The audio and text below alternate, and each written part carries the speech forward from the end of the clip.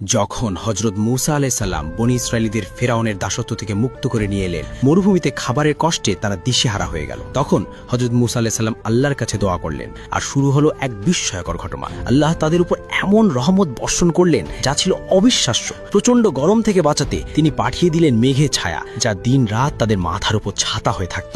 আর আকাশ থেকে নামালেন মান্না ও সালওয়া, জান্নাতের খাবার। প্রতিদিন ভোরে গাছের পাতায় পাথরে জমা হতো ধবধবে সাদা বৃষ্টি এক খাবার, মান্না, যা ছিল মধুর চেয়েও মিষ্টি। আর সন্ধ্যায় ঝাঁকে ঝাঁকে সালওয়া নামের ছোট পাখি এসে তাদের চারপাশে জড়ো হতো। তারা হাত দিয়ে ধরে ধরে সেগুলো কাবাব বানিয়ে খেত। চিন্তা করুন, রান্না করা ঝামেলা নেই, খাবারের চিন্তা নেই। প্রতিদিন সময় মতো রেডিমেড জান্নাতি খাবার চলে আসছে। এর থেকে ভালো জীবন আর কি হতে পারে? কিন্তু কিছুদিনের মধ্যেই তাদের স্বভাব প্রকাশ পেল। প্রতিদিন একই রকম জান্নাতি খাবার তাদের আর ভালো লাগলো না। তারা মূসা আলাইহিস সালামের কাছে গিয়ে বায়না শুরু করলো, হে মূসা, প্রতিদিন আরে একই খাবার ভাল লাগছে না। তোমার আল্লাহকে বলো আমাদের জন্য মাটির তলার সবজি, ডাল, পেঁয়াজ, রসুন এইসব দেয়। মূসা আলাইহিস সালাম অবাক হয়ে গেলেন। তিনি বললেন, তোমরা কি জান্নাতের সেরা খাবারের বদলে 2 মিনিট সাধারণ খাবার চাইছো? তোমাদের কপালে তো এসবই ছিল মিশরে। তবে তাই হোক, তাদের এই অকৃতজ্ঞতা আল্লাহকে ভীষণ অসন্তুষ্ট করলো। আল্লাহ বললেন, তারা যে পবিত্র ভূমিতে যাওয়ার স্বপ্ন দেখত, আগামী 40 বছর তাদের জন্য সেই ভূমিতে প্রবেশ হারাম করা হলো। 40টা বছর তারা এই মরুভূমিতে এই পথ হারা হয়ে ঘুরতে থাকবে।